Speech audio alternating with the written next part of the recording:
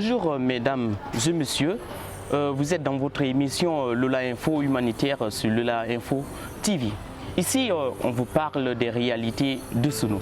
Pour ce premier numéro, il est question de faire le récapitulatif, le bilan des premières activités de distribution des fournitures scolaires aux élèves démunis dans certaines localités de Djerekouré et de Lola. Qu'est-ce qui a été à l'origine de cette initiative de distribution, cette aide humanitaire et quelles sont les conséquences à pouvoir tirer ici pour cette première fois qu'on réalise cette activité humanitaire? Pour en parler, nous recevons pour vous M. Lambert Lizo-Doré, le PDG du groupe Outra Media et le porteur de cet ambitieux projet. Bonjour Monsieur Lambert Lizo-Doré. Bonjour Jérémy. J'espère que vous allez bien. Très bien. Pour commencer ici, d'où est partie cette idée de ce projet? D'accord, merci pour cette question. Vous savez, dans le temps, j'étais beaucoup fréquent Lola. Je me rendais dans des localités les plus reculées. Et après, j'ai compris que les enfants sont dans des difficultés. Parce que quand vous partez, par exemple, dans un village, vous trouverez un couple qui a 5 enfants. Oui. Et pour faute de moyens, on ne peut pas inscrire tous les enfants au même moment. Effectivement. Donc, quand je partais dans ces localités, j'ai remarqué cela.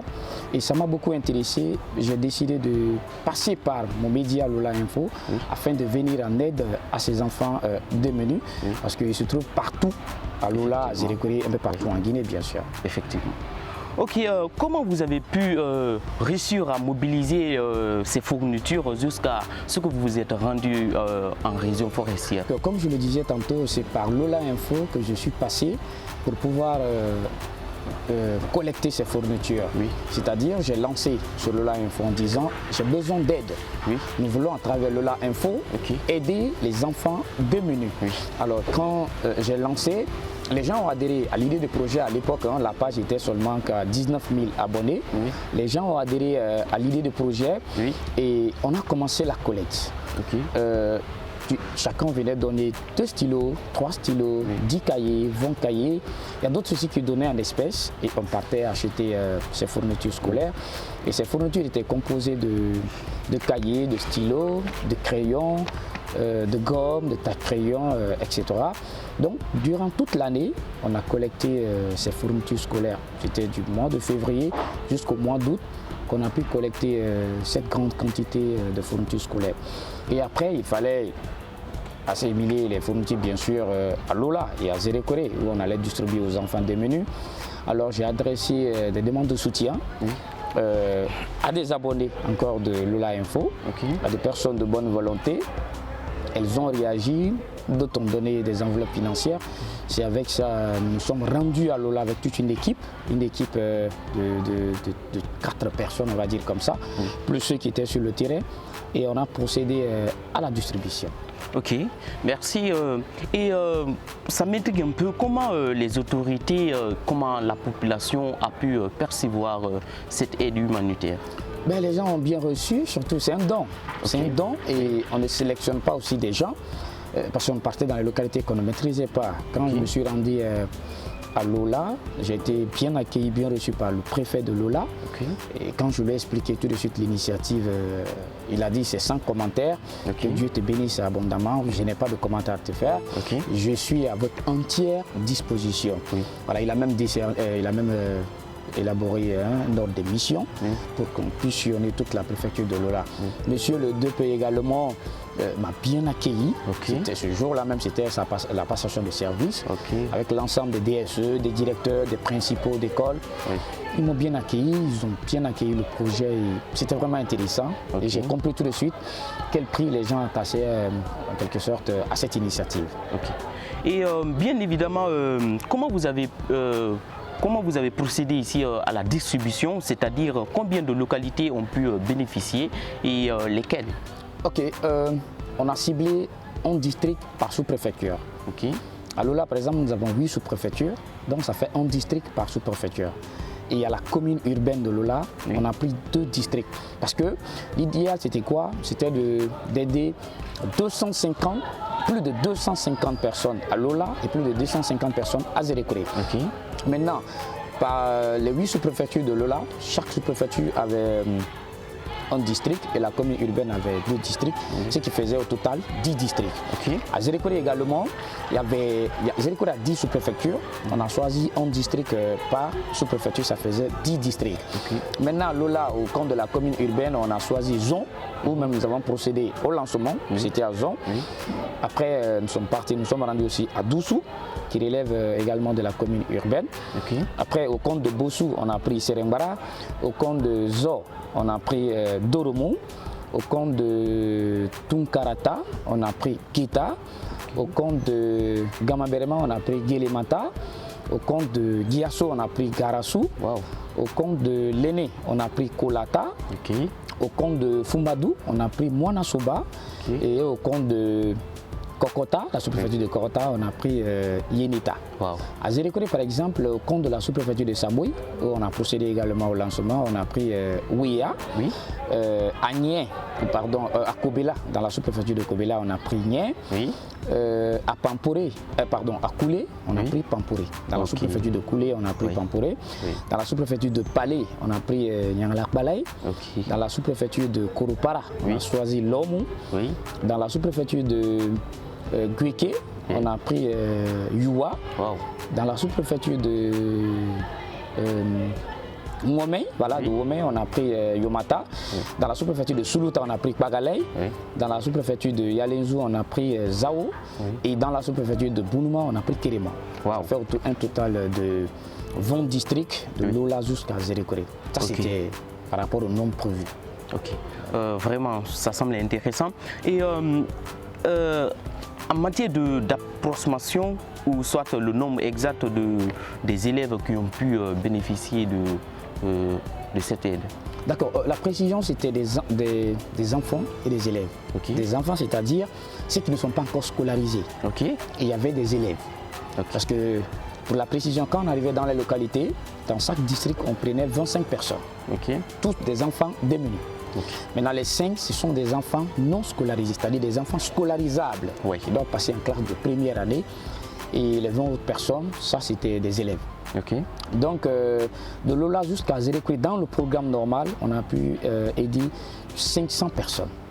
250 à Lola et 250 à Zérékoré. Ça, c'était notre planning. Mais sur le terrain, il y a eu des ajouts.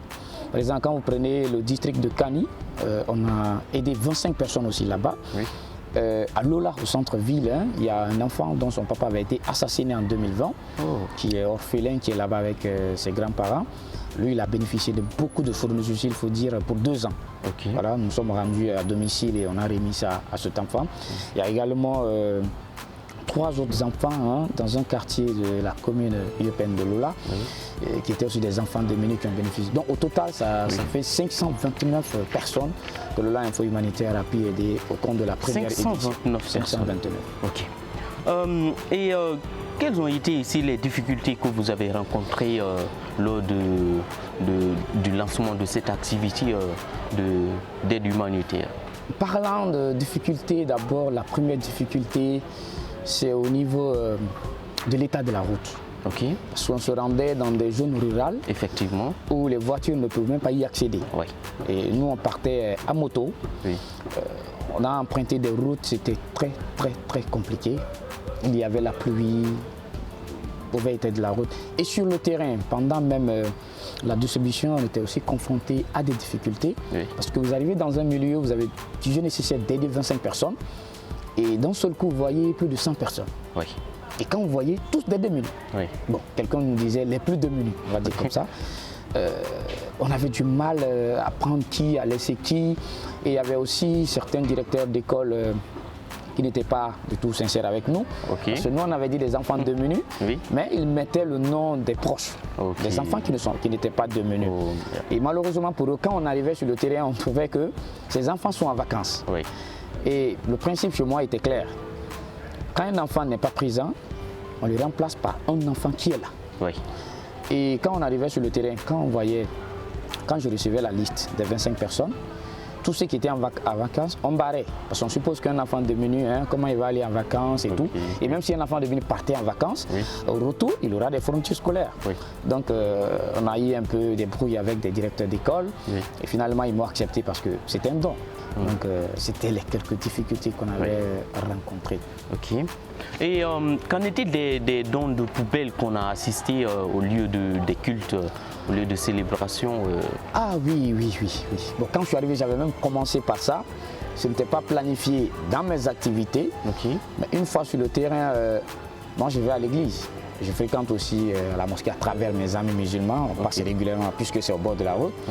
J'avais constaté que les gens jetaient les ordures un peu partout dans la cour. Même chose à l'église catholique aussi. Alors, mon premier dimanche à l'église, après j'ai dit, pourquoi ne pas venir en aide à l'église catholique et à la grande mosquée. Vu que le nombre de poubelles n'était pas trop, je me suis rendu à Zérékouré, j'ai payé 10 poubelles. J'ai donné 5 à l'église catholique et 5 à la grande mosquée de Lola. Et c'était même mentionné sur ça, don de Koutra Média. Voilà, c'était une petite contribution aussi dans le cadre du maintien de la salubrité. Voilà. Et quel est le message maintenant là, quel est le message que vous avez à passer en endroit des gens qui sont connectés sur Lola Info TV? Quel est le message que vous avez à passer? Voilà, mon message, c'est d'abord à l'endroit des abonnés. Tous les abonnés qui ont contribué en nature ou en espèces au compte de la première édition. Parce qu'on a eu beaucoup de fournitures. Donc je tiens à les dire infiniment merci, que Dieu les bénisse abondamment, vu que bientôt c'est la deuxième édition. Et je dis également merci à toutes ces personnes de bonne volonté qui ont pu nous accompagner financièrement dans le cadre de la distribution.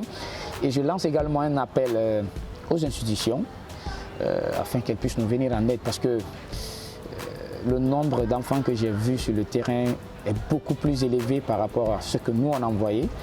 Je souhaiterais même, si possible cette année, qu'on puisse aider un bon nombre encore de personnes, parce que les enfants démunis, la liste elle est vraiment longue.